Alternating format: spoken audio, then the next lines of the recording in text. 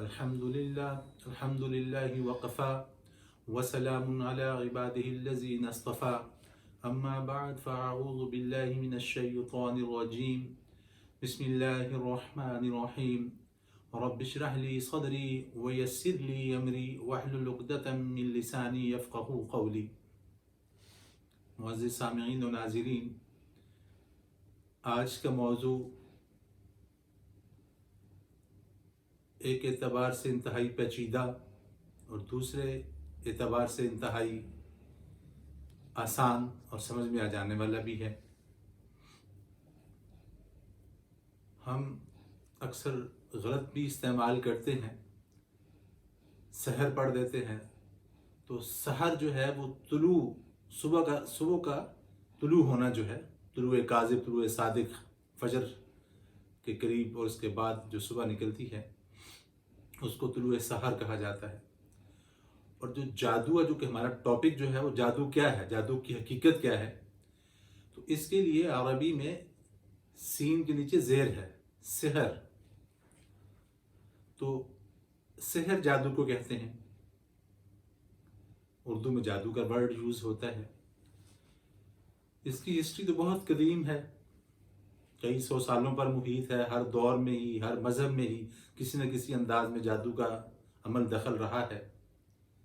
بعض ایسے ہسٹری کے ادوار بھی ملتے ہیں جس میں یہ کچھ اس کے ایسے پارٹ بھی ہیں جو مذہبی طور پر لوگوں نے اپنائے، اور بعض میں اس کے بعد ان کے اندر پھر اس کے اینٹی، اس کو کفر اور اس کو انتہائی غلط اور چیٹنگ کہہ لیجئے، فریب، دھوکہ دہی کہا گیا. اس طرح بھی بات گئی. تو ہم ذرا اس کی لغت پر، اس کے لفظ پر جاتے ہیں کہ عربی میں سحر سے کیا مراد ہے. المعجم الوسیط عربی کی بہت بڑی قدیمی لغت ہے. تو تعریف کچھ یوں ہے اس میں کہ ہر وہ چیز جس کے پیچھے کوئی مخفی سبب ہو اور اس کا اظہار حقیقت کے خلاف ہو. یہ ایک ڈیفینیشن ہے. اسی کا دوسرا جز یہ بھی ہے کہ کسی بھی چیز کی حصول کے لیے غیبی طاقتیں، شیاطین سے مدد حاصل کی جائے. یہ دو لائنیں جو ہیں المعجم الوسیط میں رکھی گئی ہیں. اس کے بعد لسان العرب ہے، ایسے ہی قاموس ہے، بحر محیط ہے، ایسے ہی المنجد جو کہ بڑی معروف اور بہت ہی بڑے درجے کی لغت مانی جاتی ہے. تو القاموس الجدید کو دیکھ لیں، بحر محیط کو دیکھ لیں، لسان العرب کو دیکھ لیں، یا آپ المنجد جو کہ بہت معروف ڈکشنری عربی کی، ان کو اٹھائیں تو وہ ایک ہی بات پہ متفق نظر آئیں گی کہ باطل کو حق انداز میں ظاہر کرنا، فریب، دھوکہ دہی، فساد، یہ ڈیفینیشن ہے، معنی ہے جادو کا. دوسرا کہ اس کے حصول کے لیے شیاطین سے تقرب حاصل کیا جائے، شیاطین کے ساتھ اپنا تعلق بڑھایا جائے، ان کی قربت، ان کی معاونت، یا پھر ستاروں سے، ان کی چالوں سے مدد لی جائے. شیاطین سے، جنات سے، ستاروں سے معاونت حاصل کرنا، یہ بھی جادو کہلاتا ہے. ایک اور بہت بڑے لغت کے امام ہیں امام راغب اصفہانی رحمۃ اللہ علیہ. انہوں نے اس کو کچھ اور وسیع کھولا ہے. وہ لغت میں یہ فرماتے ہیں کہ جادو، سحر کا لفظ جو ہے اس کی پہلی قسم میں، پہلی مطلب ٹائپ کے اندر وہ لکھتے ہیں، حدیث بھی اس کی تائید کرتی ہے. جیسے بعض دفعہ چھوٹے بچے کو اپنے پورے وس میں کر لیا جاتا ہے، اس کو اپنے قابو کر لیا، جیسے بچے کو بڑا بندہ کہتا ہے وہ ویسے ہی اس کی بات مانتا ہے، ہر چیز ویسے ہی کر رہا ہوتا ہے. تو کہتے ہیں اس پہ کیا جادو کر دیا، کسی کو اپنے قابو میں کر لینا. بچے کی خوبصورتی ایسی ہے کہ اس کی خوبصورتی نے لوگوں کی آنکھوں کو حیرت میں ڈال دیا، سحر انگیزی ہے ان کے اندر، تو وہ اس طرف چل پڑے. بعض لوگوں کی گفتگو، جیسا کہ آقا نے فرمایا صلی اللہ علیہ وسلم، وَإِنَّ مِنَ الْبِيَانِ لَسِحْرًا، بعض آواز بعض باتیں بعض مطلب انداز گفتگو بھی جادو سحر انگیز گفتگو ہوا کرتی ہے. ہم اکثر کہتے ہیں نا کہ اس کو دیکھ کے اس کی گفتگو سے اس کی باتوں سے سحر طاری ہو گیا. تو بہرحال پھر یہ تو ایک قسم ہو گئی. اس کے لیے بھی لفظ سحر کا استعمال ہوتا ہے اس کیفیت کے لیے بھی، جس میں چیزیں برتے حیرت میں ڈال دیں، آپ کو اس کی خوبصورتی آپ کو کھینچ لے، آپ مکمل طور پر آپ کے نرم اعصاب اور آپ کی سوچیں اور آپ کے تخیلات جو ہیں اور آنکھیں دھوکہ کھا جائیں، یا آنکھوں کو اتنا پیار اور اتنی نسبت آ جائے.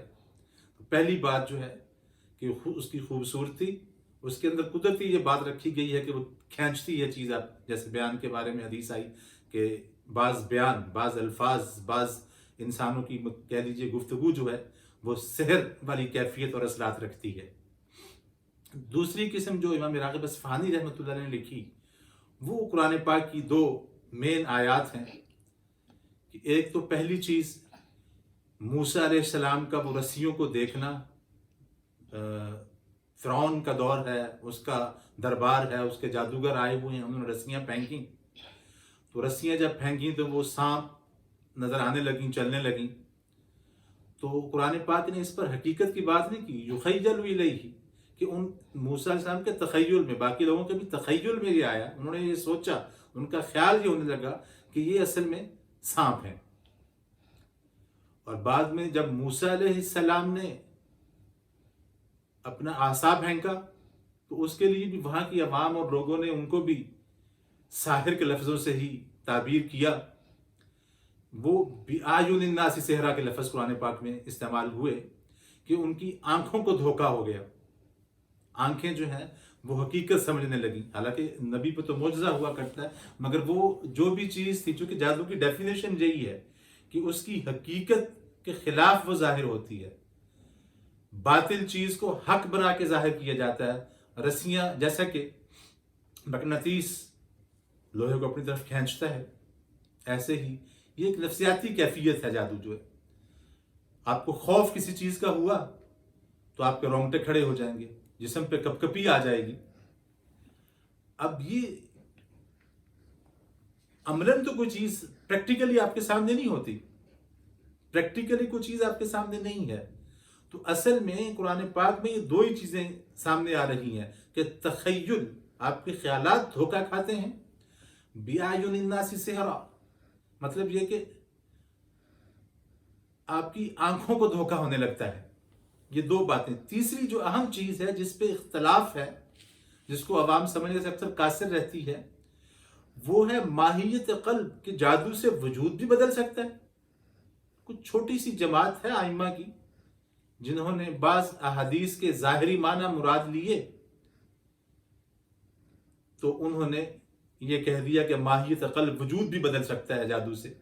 ایسا نہیں ہے. جمہور ائمہ، مطلب جسے سواد اعظم کہہ لیں، 80 to 90% صحابہ کرام اور بڑے ائمہ اور بڑے مفسرین محدثین، ان کا نظریہ یہی ہے. یہ جو پہلی والی دو قسمیں ہیں، آنکھوں کو دھوکہ ہونا یا تخیل کا بدل جانا، یہ تو جادو سے ہو سکتا ہے، مگر کسی چیز کا بدل جانا کہ انسان گدھا بن جائے، گدھے سے کوئی اور چیز بن جائے، تو وجود کا بدلنا ممکن نہیں ہے، ایسا نہیں ہو سکتا. اس سے تو پھر بہت ساری باتیں جو ہیں وہ قرآن پاک سے ٹکرانے لگ پڑیں گی، ایسا ہو نہیں سکتا. اس پہ انشاءاللہ گفتگو ہوگی لمبی. اور یہ بھی چونکہ ہمارے ہاں عامرین کا دورہ ہے، اور ویسے بھی بر صغیر میں سب سے پہلے تو خیر ایرانی ہسٹری کو دیکھا جائے تو ایران میں جادو تھا، ایران کے بعد پھر انڈیا ہندوستان میں آیا، اس کے بعد پھر آگے ہمارا بنگلہ دیش، بنگالی جادو، اور ہمارے ہاں سفلی جادو، علوی جادو، اور نظریاتی مطلب کہہ لیجیے سحر جو ہیں ان کی شاہ عبدالعزیز محدث دہلوی رحمۃ اللہ علیہ نے تقریباً 8 اقسام لکھی ہیں جادو ساحروں کی، سحر کی، کہ ان چیزوں سے یہ اس طریقے سے یہ ہوتا ہے. اس میں جن چیزوں سے مدد لی جاتی ہے اس کے لیے بھی سحر کے لفظ استعمال ہو جاتے ہیں، جس میں مثال کے طور پر وہ گرہیں لگائیں، پھونکیں ماریں، کچھ تعویذات، اس قسم کے تعویذ گنڈے کریں، ٹونا ٹوٹکا جسے کہتے ہیں، جسے قرآن پاک میں من شر النفاثات فی العقد، ان عورتوں سے پناہ مانگے گی جو گرہیں لگاتی، پڑھ پڑھ کر پھونکیں مارتی ہیں. تو ایسے من شر الوسواس الخناس. اور اس شیطان سے بھی پناہ مانگی گئی ہے جو چھپ کر انسان کے دلوں میں وساوس ڈالتا ہے۔ تو اصل چیز تو وسوسہ ڈالنا ہے، انسان کی حقیقت جو ہے، انسان کا جو پرسیپشن ہے اس کو خراب کرنا ہے۔ یہ طے ہے کہ جب کوئی مشق کرے گا، کوئی مشاق جادوگر ہوگا، تو وہ جب آپ کے دماغ پر نفسیاتی اپنا اثر ڈالنا شروع کرے گا تو آہستہ آہستہ اس کے اثرات آپ کے جسم پر بھی مؤثر ہونا، طاری ہونا شروع ہو جاتے ہیں۔ تو بعض لوگ تو بڑی بیماری اور آگے تک چلے جاتے ہیں، مگر دیکھنا یہ کیوں جاتے ہیں؟ اور لوگ پھر بہانہ اختیار کرتے ہیں کہ جادو برحق ہے، اس سے بھی انکار نہیں، یہ بھی احادیث موجود ہیں، قرآن پاک کی آیات بھی تائید کرتی ہیں، جادو کے وجود سے، اس کے ہونے سے بھی انکار نہیں، مگر سہارا کچھ غلط انداز سے لیا جاتا ہے کہ آقا دو جہاں صلی اللہ علیہ وآلہ وسلم پر جادو ہو گیا تھا۔ یہ بات انشاءاللہ اگلی ویڈیوز کے اندر بحث میں آئے گی، کیا انبیاء پر جادو ہو سکتا ہے؟ ایک بات، اور جو جادو کی روایات احادیث بیان کی جاتی ہیں ان کی اصل حقیقت کیا ہے اور ہم سمجھتے کیا ہیں؟ تو انشاءاللہ چونکہ جادو کی جو کہہ لیجئے کیفیت، اس کی ڈیفینیشنز لغت کے اعتبار سے ذرا لمبی ہو گئی ہیں، تو اگلی جو اس کی کیفیات ہوں گی کہ اس میں جنات سے، شیاطین سے یا نفسانی اور ارواح خبیثہ سے جو مدد لی جاتی ہے ان کی کیفیات کیا ہیں، اس پہ انشاءاللہ بعد میں گفتگو ہوگی۔ وآخر دعوانا ان الحمد للہ رب العالمین۔